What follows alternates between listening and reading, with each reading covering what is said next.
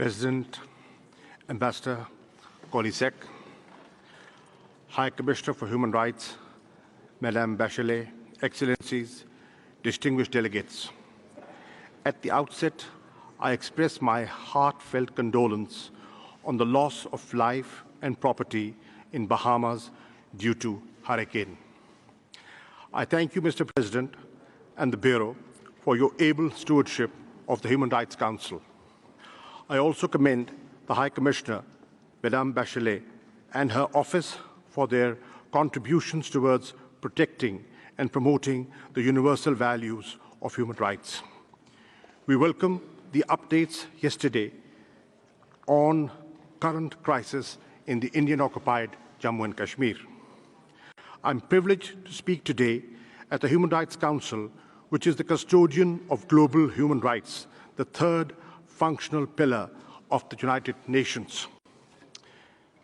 Mr. President, it is in this House that I brought the plea and the petition of the people of Indian-occupied Jammu and Kashmir, whose basic and inalienable human rights are being trampled with impunity by India.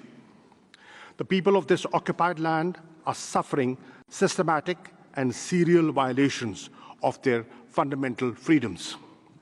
For the last 6 weeks, over 8 million Kashmiris already in the clutches of decades-long Indian oppression have been virtually caged by an illegal military occupation that has swelled in ranks within days from 700,000 to nearly 1 million troops. To what end, I ask, Mr. President? The answer is obvious, and it lays bare the real character of a country that pretends to be a bastion of democracy, federalism, and secularism. For the last 6 weeks, India has transformed occupied Jammu and Kashmir into the largest prison on this planet, with virtually no access to basic amenities and means of communication. Shops are running short of supplies, hospitals of life-saving medicines, and the sick and wounded, many of them due to the direct and indiscriminate use of force by the Indian occupation forces, unable to access even emergency health services. For 6 weeks and counting, Kashmiri's political leadership of all shades has been held under house arrest, imprisoned, and gagged. Over 6,000 people, political workers, activists, students, and professionals have been arrested without due process of law. Many of them have been forcibly shipped to jails all over India under draconian laws operative in the Indian-occupied Jammu and Kashmir. Distinguished delegates, I'm not alone in drawing attention to India's outright brutality and blatant disrespect for human dignity. The world is speaking. Independent and renowned international media outlets, as well as neutral observers, are regularly reporting horrendous atrocities against the people of the Indian-occupied Jammu and Kashmir. The BBC on the 29th of August reported gruesome details of torture of Kashmiri youth by Indian occupation forces. The report quotes helpless victims as pleading, "Don't beat us, just shoot us." I've had this article distributed to all of you for your perusal. Similarly, The Independent on the 2nd of September reported horrific episodes of extreme brutality and humiliation of Kashmiris by Indian occupation forces who have shamelessly tortured people in public while stripping them naked. Another report notes that the victims of pellet guns that have been used with abandon by the Indian occupation forces for years and have blinded scores of innocent Kashmiris for life are now reluctant to go to hospitals for treatment due to fear of intimidation, arrest, and detention of the Indian occupation forces. No, ladies and gentlemen, this is not a flashback to medieval times. This barbarism is happening today in the 21st century. Of course, I do not need to remind a Human Rights Council, that all this represents clear breaches of multiple international human rights instruments that India is party to. This is the real story of the Indian-occupied Jammu and Kashmir and its people under subjugation that India is desperate to hide from the world. This is the true face of the so-called largest democracy of the world. This is the conduct of a country which aspires to be a permanent member of the United Nations Security Council. Mr. President, at the root of this mayhem is India's refusal to grant the people of Indian-occupied Jammu and Kashmir their right of self-determination. This 7-decade-old travesty of justice has been compounded by the present Indian government's nefarious and twisted dream outlined explicitly in the ruling party's manifesto to turn by force of arms Jammu and Kashmir's Muslims majority into a minority. India's unilateral actions of 5th August 2019 of altering the status of occupied Jammu and Kashmir, recognized as a disputed territory by the UN Security Council, are illegal under international law. With these illegal changes, India's presence is, by its own yardstick, a naked foreign occupation. These measures contravene the 4th Geneva Convention that prohibits migration to and from an occupied territory. They're also a flagrant violation of several UN Security Council resolutions. India's assertion that these actions are its internal affair is patently false. As a matter of fact, Jammu and Kashmir has been on the agenda of the United Nations for over 17 years now.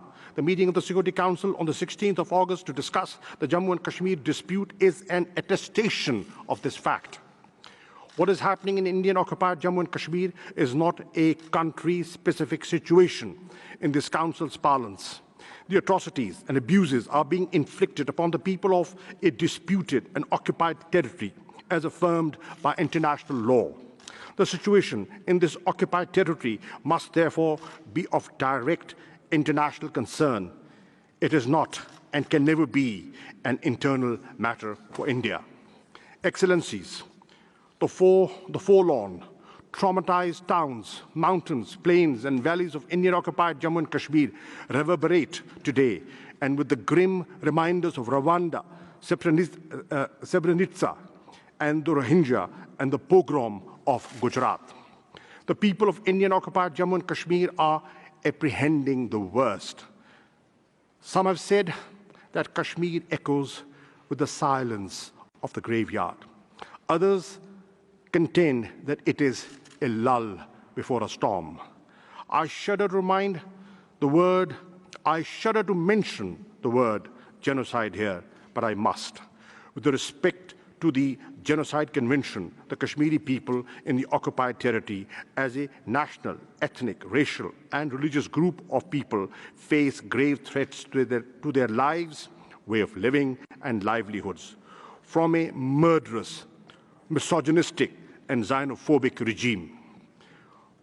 One international civil society organization based in the United States has already issued a genocide alert, proclaiming that the situation in Indian-occupied Jammu and Kashmir has crossed the 10 stages of the genocidal process. Distinguished delegates, India's effort to hide its atrocities in the Indian-occupied Jammu and Kashmir by falsely labeling it terrorism and cross-border terrorism are shameless and indefensible. Pakistan has suggested a number of bilateral and multilateral mechanisms that would disprove India's self-serving claims. We have recently proposed to double the strength of the UN observers mission to monitor the line of control. India outrightly rejects all these proposals. I have every fear that India will once again resort to false flag operations and the use of the bogey of terrorism as a red herring to divert international opinion, even attack Pakistan. Another Indian ploy to deflect attention is its increasing violations of the 2003 ceasefire understanding on the line of control and regular and persistent targeting of civilians in Azad Jammu and Kashmir. India has used cluster munitions and heavy artillery in flagrant disregard of fundamental norms of international humanitarian law. This must end immediately. Mr. President, I have regularly sensitized the UN Security Council about the grave dangers to peace and security in nuclearized South Asia and beyond, as a result of India's reckless posture and draconian measures. We have welcomed consultations by Security Council members on the unfolding developments. While the Security Council is seized of peace and security dimensions of the Jammu and Kashmir dispute, the Human Rights Council must pay far greater and immediate attention to the human rights of the people of the Indian-occupied Jammu and Kashmir. In doing so, the Human Rights Council has, for its consideration, the two Kashmir reports issued by the Office of the United Nations High Commissioner for Human Rights in June 2018 and July 2019. Both reports make a clear recommendation to this Council to constitute an independent commission of inquiry to investigate and report human rights violations in Jammu and Kashmir. I reiterate from this platform Pakistan's endorsement of the recommendations of these reports. We urge focused discussions on the two reports in the Human Rights Council and a unanimous decision by this House to implement their recommendations made to India, Pakistan, and foremost to the Human Rights Council.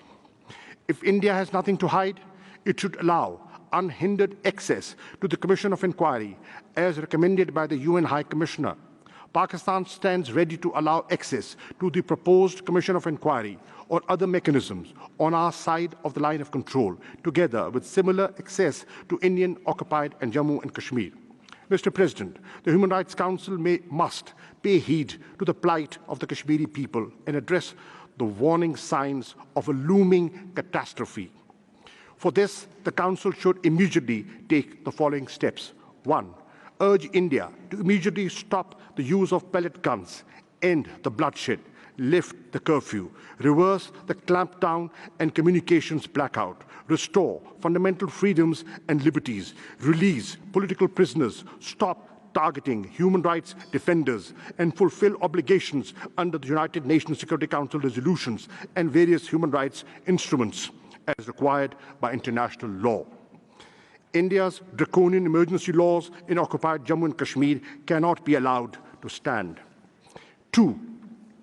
Take these steps to bring justice to the perpetrators of human rights violations of the innocent Kashmiri people, and in this context, constitute a commission of inquiry as recommended by the Office of the UN High Commissioner for Human Rights. 3.